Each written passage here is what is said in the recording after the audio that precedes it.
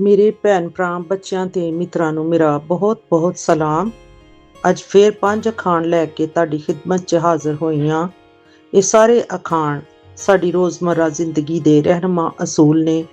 School, college ਤੇ ਤਾਲੀਮ ਦੇ ਮੈਦਾਨ ਵਿੱਚ ਇਹ ਮਿਹਨਤ, ਵਕਤ ਦੀ ਕਦਰ ਤੇ ਸੱਚਾਈ ਦਾ ਸਬਕ ਦਿੰਦੇ ਨੇ। ਘਰ, ਦਫ਼ਤਰ ਤੇ ਕਾਰੋਬਾਰ ਵਿੱਚ ਅਖਾਣ ਸਾਨੂੰ ਇਮਾਨਦਾਰੀ, ਵਾਅਦਾ ਪੂਰਾ ਕਰਨ, ਸਬਰ ਤੇ ਸਮਝਦਾਰੀ ਨਾਲ ਫੈਸਲੇ ਕਰਨਾ ਸਿਖਾਉਂਦੇ ਨੇ।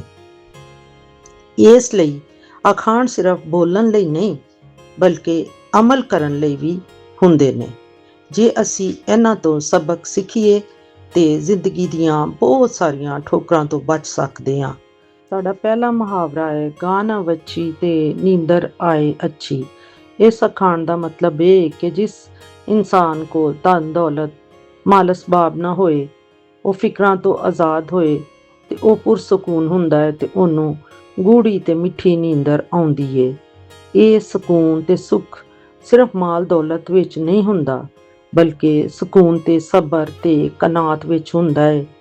ਜਿਹੜਾ ਇਨਸਾਨ ਮਾਲ ਦੌਲਤ ਦੀ ਹਵਸ ਤੋਂ ਆਜ਼ਾਦ ਹੋ ਕੇ ਸਬਰ ਤੇ ਸ਼ੁਕਰ ਕਰਦਾ ਹੈ ਤੇ ਉਹ ਮਿੱਠੀ ਨੀਂਦਰੇ ਸੌਂਦਾ ਹੈ। ਸਾਡਾ ਦੂਜਾ ਮੁਹਾਵਰਾ ਹੈ, ਚੋਰਾਂ ਨਾਲ ਯਾਰੀ ਤੇ ਘਰ ਖਾਲੀ। ਇਸ ਅਖਾਣ ਵਿੱਚ ਕਿਹਾ ਗਿਆ ਹੈ ਕਿ ਭੈੜੇ ਤੇ ਬੁਰੇ ਲੋਕਾਂ ਨਾਲ ਦੋਸਤੀ ਤੇ ਤਾਲੁਕਦਾਰੀ ਰੱਖਣ ਦਾ ਹਮੇਸ਼ਾ ਨੁਕਸਾਨ ਹੀ ਹੁੰਦਾ ਹੈ। ਬੁਰੀ ਆਦਤਾਂ ਰੱਖਣ ਵਾਲੇ ਬੰਦੇ ਨਾਲ ਦੋਸਤੀ ਇੱਕ ਦਿਨ ਤੁਹਾਡਾ ਘਰ ਖਾਲੀ ਕਰ ਦਿੰਦਾ ਹੈ ਤੇ ਤੁਹਾਨੂੰ ਕੰਗਾਲ ਕਰ ਦਿੰਦਾ ਹੈ। ਇਸ ਲਈ ਹਮੇਸ਼ਾ ਚੰਗੇ ਲੋਕਾਂ ਦੀ ਸੋਬਤ ਵਿੱਚ ਉੱਠਣਾ ਬੈਠਣਾ ਚਾਹੀਦਾ ਹੈ, ਵਰਨਾ ਬੁਰੇ ਲੋਕਾਂ ਦੀ ਸੋਬਤ ਤੁਹਾਨੂੰ ਵੀ ਖਰਾਬ ਕਰਦੀ ਹੈ ਤੇ ਤੁਹਾਡੇ ਘਰ ਨੂੰ ਵੀ। ਸਾਡਾ ਤੀਸਰਾ ਮੁਹਾਵਰਾ ਹੈ, ਅਵਲ ਖੇਤੀ ਦੂਜਾ ਵਿਓਪਾਰ, ਨਖਿੱਧ ਨੌਕਰੀ ਜੁੱਤੀਆਂ ਦਾ ਹਾਰ। ਇਸ ਅਖਾਣ ਦਾ ਮਤਲਬ ਇਹ ਵੇ ਕਿ ਰੋਜ਼ੀ ਰੋਟੀ ਕਮਾਉਣ ਲਈ ਸਭ ਤੋਂ ਚੰਗਾ ਪੇਸ਼ਾ ਕਾਸ਼ਤਕਾਰੀ, ਵਾਹੀ ਬੀਜੀ ਖੇਤੀਬਾੜੀ ਹੈ।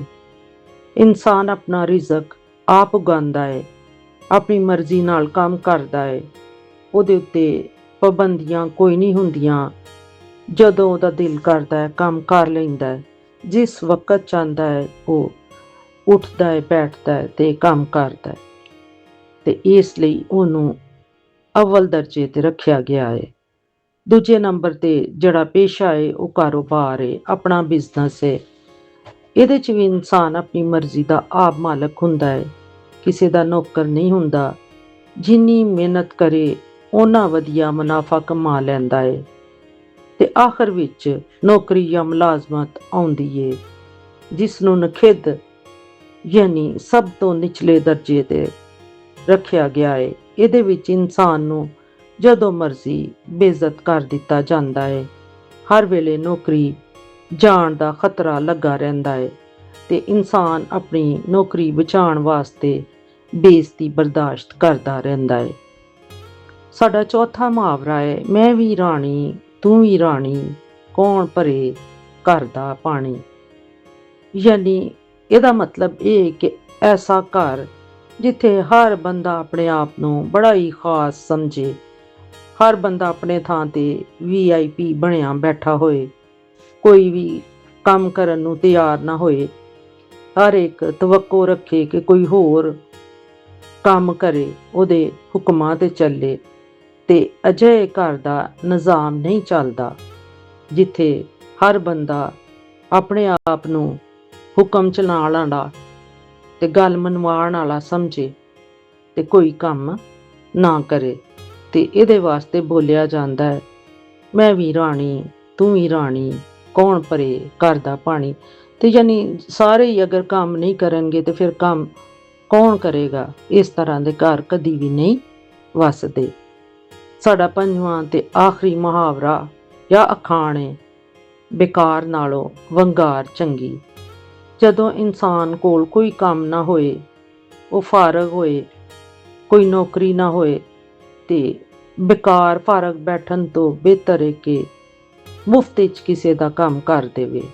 ਪੁਰਾਣੇ ਵਕਤਾਂ ਵਿੱਚ ਜਦੋਂ ਮਸ਼ੀਨਾਂ ਨਹੀਂ ਸਨ ਹੁੰਦੀਆਂ, ਕਿਸੇ ਘਰ, ਖੇਤ ਜਾਂ ਮਕਾਨ ਬਣਾਉਣ ਵਾਸਤੇ ਜ਼ਿਆਦਾ ਬੰਦਿਆਂ ਦੀ ਜ਼ਰੂਰਤ ਹੁੰਦੀ ਸੀ ਤੇ ਮਦਦ ਲਈ ਵੰਗਾਰ ਬੁਲਾਈ ਜਾਂਦੀ ਸੀ। ਵੰਗਾਰ ਯਾਨੀ ਮਦਦ ਵਾਸਤੇ ਬੰਦੇ ਬੁਲਾ ਲਏ ਜਾਂਦੇ ਸਨ। ਉਹਨਾਂ ਨੂੰ ਰੋਟੀ ਪਾਣੀ ਦੇ ਕੇ ਕੰਮ ਕਰਵਾ ਲਈਦਾ ਸੀ ਤੇ ਉਹਦਾ ਕੋਈ ਮੁਆਵਜ਼ਾ ਨਹੀਂ ਸੀ ਹੁੰਦਾ। ਇਸ ਲਈ ਇਹ ਅਖਾਣ 'ਚ ਆਖਿਆ ਗਿਆ ਹੈ ਕਿ ਵਿਹਲੇ ਬਹਿਣ ਤੋਂ ਬਿਹਤਰ ਹੈ ਕਿ ਇਨਸਾਨ ਵੰਗਾਰ ਵਿੱਚ ਕਿਸੇ ਦਾ ਕੰਮ ਕਰ ਦੇ ਤੇ ਬੇਕਾਰ ਨਾਲੋਂ ਵੰਗਾਰ ਚੰਗੀ। ਇਹ ਸਨ ਸਾਡੇ ਅੱਜ ਦੇ 5 ਮੁਹਾਵਰੇ। ਉਮੀਦ ਹੈ ਕਿ ਤੁਹਾਨੂੰ ਪਸੰਦ ਆਏ ਹੋਣਗੇ ਤੇ ਅਗਰ ਤੁਹਾਨੂੰ ਮੇਰੇ ਇਹ ਅਖਾਣ, ਮੁਹਾਵਰੇ ਜਾਂ ਪੰਜਾਬੀ ਦਾ ਕੋਈ ਵੀ ਟੌਪਿਕ ਪਸੰਦ ਆਉਂਦਾ ਹੈ ਤੇ ਮੇਰੇ ਚੈਨਲ ਨੂੰ ਸਬਸਕ੍ਰਾਈਬ ਕਰੋ, ਸ਼ੇਅਰ ਵੀ ਕਰੋ ਤੇ ਕਮੈਂਟ ਵੀ ਕਰੋ। ਬਹੁਤ ਸ਼ੁਕਰੀਆ।